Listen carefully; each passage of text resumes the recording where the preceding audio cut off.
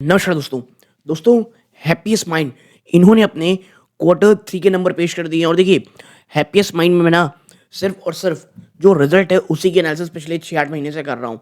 और इस बार भी रिजल्ट कैसे आए ये बताना ज़रूरी था, इसीलिए हैप्पीएस्ट माइंड में रिजल्ट बता रहा हूँ। वरना पिछले 2 क्वार्टर से इसको ट्रैक करना, इसके ऊपर कोई बहुत ज़्यादा चर्चा करना मैं छोड़ दिया हूँ। तो रिजल्ट कैसे रहे हैं चर्चा करेंगे। वीडियो को तुरंत लाइक कर दें। और इतनी रात को जब भी कोई एक कंपनी, खासकर कि आप कह सकते हैं एक प्रतिष्ठित कंपनी जिसकी मैनेजमेंट एटलीस्ट काफ़ी अच्छी लगती है, वहाँ जब नंबर दे तो ना थोड़ा सा नेगेटिव तरफ रुझान जाता है। कंपनी ने और बहुत सारी क्या चीज़ें की हैं इस वीडियो में चर्चा करेंगे।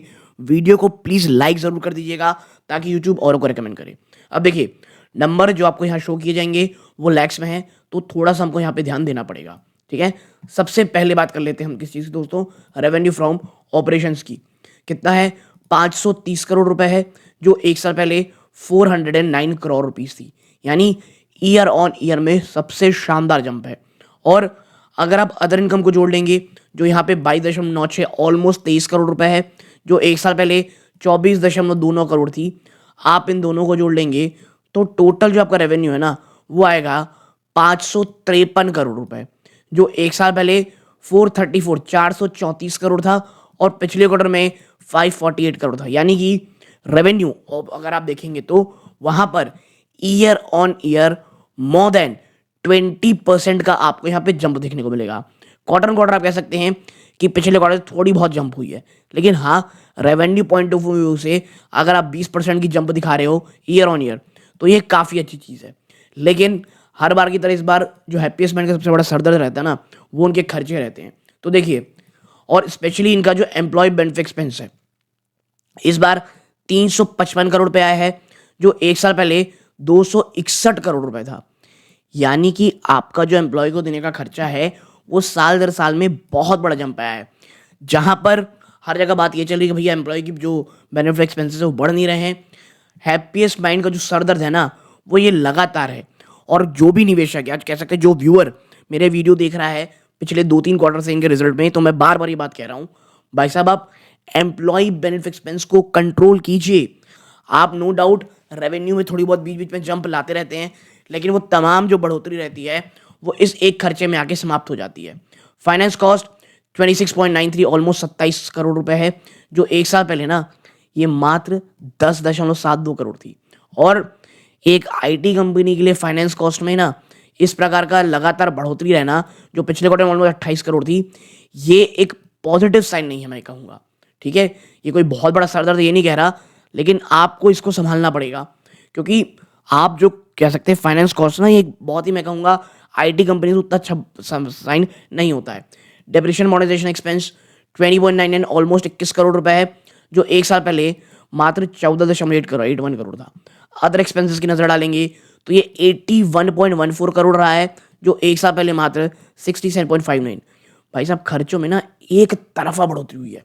आप देखें टोटल एक्सपेंस आप इस कंपनी का 484.83 है, जो पिछले क्वार्टर में 480 करोड़ था। यानी क्वार्टर क्वार्टर अच्छा खासा जंप है ये। ठीक है, और एक साल पहले देखेंगे 354 करोड़ के सामने, तो ये बहुत ही बड़ा जंप है।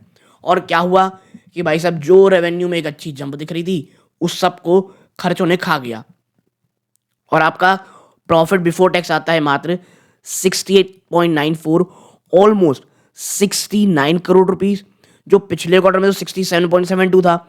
यानी आप पिछले एक क्वार्टर से कुछ बहुत ज़्यादा बढ़े नहीं हो। ईयर ऑन ईयर आप 80 करोड़ रुपए से घट करके इतने नीचे आ चुके हो। यानी आप कह सकते हो आपकी जो ओवरऑल बढ़ोतरी है उसमें 10 से 15% की बीच की गिरावट हुई है। जी हाँ, ये गिरावट हो रही है, और यही कारण है कि हैप्पीएस्ट माइंड में ना कोई भी कॉन्फिडेंस नहीं ला पा रहा है। और जब आप टैक्स एक्सपेंसेस को जोड़ देंगे तो आपका जो प्रॉफिट आप पाएंगे वो भाई साहब घट करके हो जाता है 50 करोड़ रुपए का ऑलमोस्ट, जो एक साल पहले 59 करोड़ था। ठीक है, यानी ऑलमोस्ट 20% के आसपास की आपको यहाँ गिरावट दिख रही है। ठीक है, 15-20% की, और 49.52, यानी जैसा पिछले क्वार्टर में था आपने वही काम किया है। आपकी जो ईपीएस है, ठीक है, उसमें अगर आप नज़र डालेंगे तो आप पाएंगे आपकी ईपीएस जो पहले एक साल पहले 3.96 थी डाइल्यूटेड ईपीएस, वो घट करके 3 रुपये 33 पैसे हो गई है।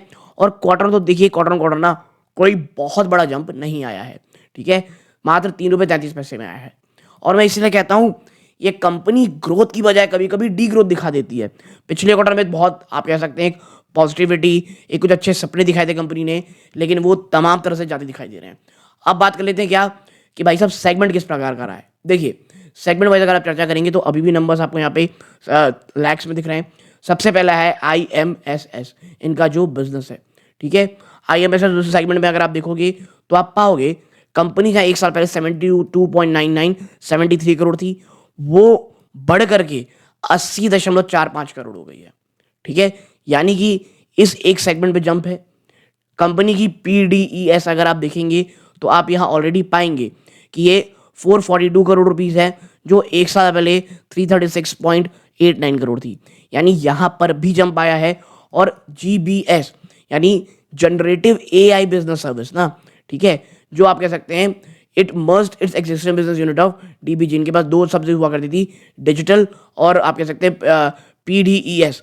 जो आप ये देख रहे हैं जो फुल फॉर्म दोनों के, PDS product and digital service, इनका जो मेन आप कह सकते हैं ब्रेड एंड बटर था। और यहाँ पे आप पाएंगे कि जीबीएस में आपको ये नया एंटिटी बनी तो उसको यहीं पे है। बट रेवेन्यू में जब आप देखते हो इतना अच्छा जंप है ईयर ऑन ईयर, प्रॉब्लम कहाँ आती है? प्रॉब्लम आती है भाई साहब इनके रिजल्ट्स पे। आप जहाँ 73 करोड़ में आपने कितने कमाए थे? 19.83। आप 80 करोड़ में 23.24 करोड़ कमाए हो। एक वाकई में रेशियो के हिसाब से काफ़ी अच्छा जंप है।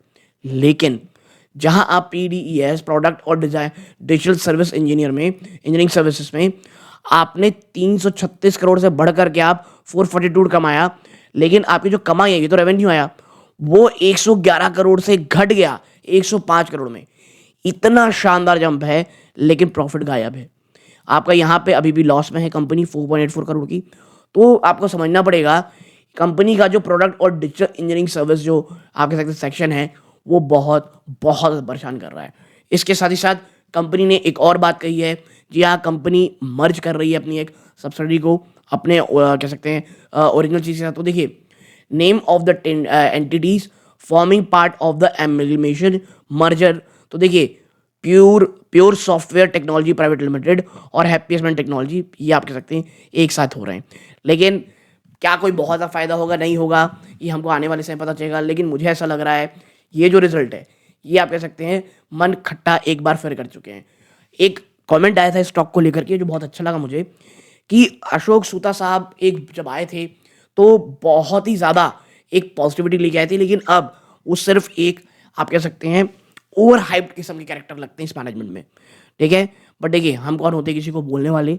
बट हाँ, कंपनी जो उम्मीदें थी वो बहुत ज़्यादा आज भी हैं। क्या कंपनी खराब है? बिल्कुल नहीं। मैं आज भी कहूँगा हैप्पीएस्ट माइंड एक बहुत अच्छी कंपनी है, लेकिन उन्हें अब कहीं ना कहीं परफॉर्म करके अब दिखाना पड़ेगा, क्योंकि ये जो डीग्रोथनेस है, जो एक बहुत लगता है हर एक रिजल्ट में उम्मीदों में पानी फेरना है, ये बहुत लंबे समय से चल रहा है। आपकी क्या राय है? कमेंट बॉक्स में बताइएगा। ये सूर्यकांत है। जय हिंद।